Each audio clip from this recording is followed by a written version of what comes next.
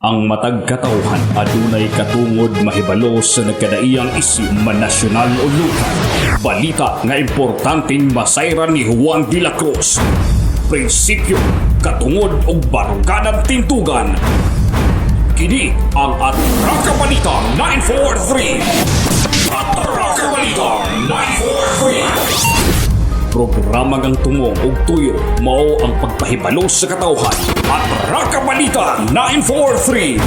Serbisyo publikong wala ipinili. Atraka Balita 943. Atraka Balita 943. Sa inyong mga radyo, Lunes hangtod Biyernes, alas 6:30 hangtod alas 8 sa buta diri lamang sa pinagapatas nga sibiyahan 94.3 City Light FM at Atraka Balita 943. Kailag yun nga pwede na ito ma-interview kay so far nakadaghan ang kaso sa COVID-19 wa man ta ka-interview ka nang gi-COVID yun no. Atong tanaw ni Oga automatic ba ni si Konsehal Carissa P. Tolentino.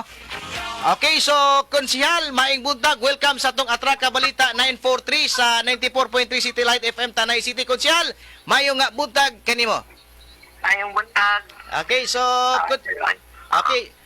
Konsehal, kining sayod na nga na dungog naman ni sa Tibok Negros na nga positibo mo sa COVID-19 ni duha ni Konsehal Bandal o ni Mayor Epe Remolyo. Konsehal, pwede ba nimo masaysay pipila ka mga minuto niini? Yes, Sir Ron. Atong Sabado sa gabi, nakabantay ko nga akong tutunlan nag-arat. No, I thought nga allergies lang. Pero pagka Sunday morning, gihilanta naman ko and then gi-cough ko, dry cough, and then clog ang akong nose. So, nagpahibalo dayon ko sa nilang mayor, sa among grupo, and then nag-isolate na dayon ko, kinamon ko yung mga babies. Yeah. It turned out nga, nag-positive di ay si Mayor sa iyang antigen, rapid antigen. Katupan ng rapid test lang kay gitest man siya kay moabot man si Duterte. So, na-alarm na dayon mi. So, gi-rapid mi dayon pagkagabi. And then pagkagabi, ato ni gawas po ng resulta ni Mayor nga positibo gyud siya sa RT-PCR. Unang gaduda na gyud mi nga masin natakdan pod mi. Kay sige man mig na ay meeting pod with Mayor. Yeah.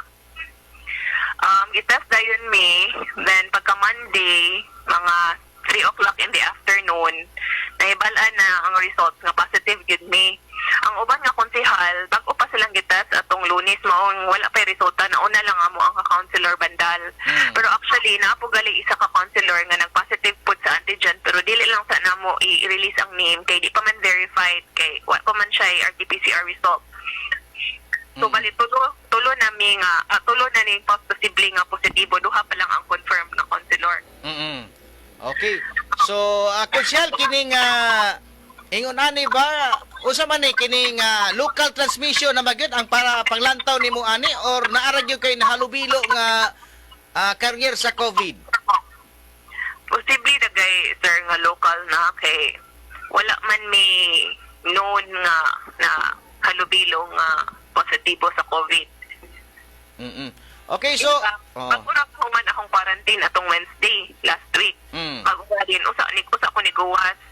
Then ang ako ang nakamit kay gamay ra nga tawo gali. So muna nga tingala kung anong dali ako na akong natakdan bago ra gali kong na quarantine kay na-expose mo po ko og prior previous na positive pod nga COVID pod na positibo pod sa COVID.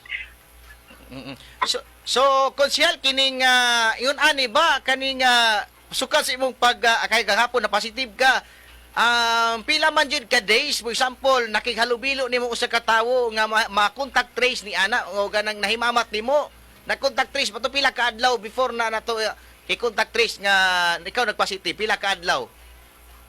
Murag tulo dagay ka adlaw para nako, sir. Tulo ka adlaw ka nang naghalubilo ka nga tulo ka adlaw din muna to i-contact trace. Yes, oo, okay. Nag-quarantine man ko before ana. Oo. So murag akong pananaw mga tulo ka adlaw dito ko natakdan 3 days ago. Pero akong last contact with a positive atong Bernes. Mm. So ako, Okay, so imuhang sakop diya sa imuhang Pinoy-ana na konsyal, kumusta? nabalaka gali ko, sir, kay nabiyaan man ako kay gi-isolate man ko karon sa government. Mm. Na nalayo ko sa ko ang mga duha ka babies. Mm. Goal gali ko kay gi-fever ang usa pero wala pa mang resulta, so munang napalayo lang ta ako kay what if lahira ang cause sa iyang fever ba. Mm. Pero naluoy lagi ko kasi ikunog hilak niya si bulong na ako. Mm. I just hope nga matas na siya karon and na resulta kay in kaso para magkakuyog na lang mi kay breastfeed pa man unta na siya nako dayon Uy. naundak nagkalit ba kay tungod nga aning COVID. Mm. Okay, so di lang nato tason ang ato ang paghihinamin mo konsyal kay kabulo ko nga gaubusan ka. Konsyal imuha nga panawagan sa ato ang mga katauhan.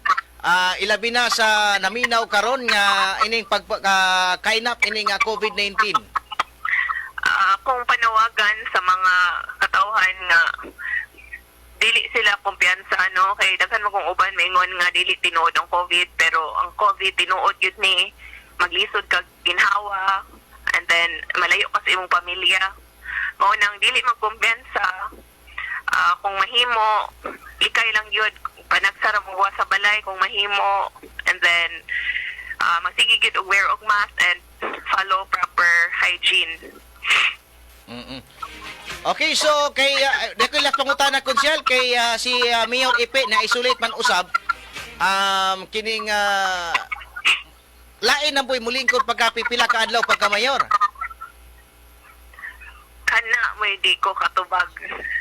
Sir, kay I heard nga si Mayor ko no, asymptomatic na ko no. Oo, so according to his official statement nga ako pong nabasahan nga padayon ako no ang function he can work from home ko no. Oo. Oo. So kuan na siya nara day siya sa kuan ilang balay nag-isolate. Kana may dili ko sure pero ang akong pagsabotan ng work from home mura magunag general term nga makatrabaho ra siya kung asa siya. Mm. So kung asa magali siya na isolate karon definitely ningon siya maka-function na daw siya as mayor so through phone call siguro or video conference. Okay, so daghang kay salamat Attorney Carissa P. Tolentino diya Magsino diya sa may syudad sa Tanhay manginaot mi nga ang imuhang pagdalig pagpakaayo sa imuhang gibati karon nga gihambin. Thank you, Sir Ron. Ay, salamat. Okay, so mo to si ang ato ang City Councilor sa syudad sa Dumaguete, Attorney Carissa P. Tolentino, nagkuan tawon kining mo usas mga so tulod ini sila ka mga konsihal. So katong usa di pa ma-confirm ha, na dili pa mako konfirmado pero ato na ning subaybayan. Ang matag katauhan adunay katungod mahibalo sa nagkadaiyang isyu man nasyonal o lokal. Balita nga importanteng masayran ni Juan de la Cruz. Prinsipyo, katungod ug baruganan tintugan. Kini ang Atraka Balita 943. Atraka Balita 943. Programa ngang tumong ug tuyo mao ang pagpahibalo sa katauhan. Atraka Balita 943. Serbisyo publikong wala ipinili. Atraka Balita 943. Atraka Balita 943.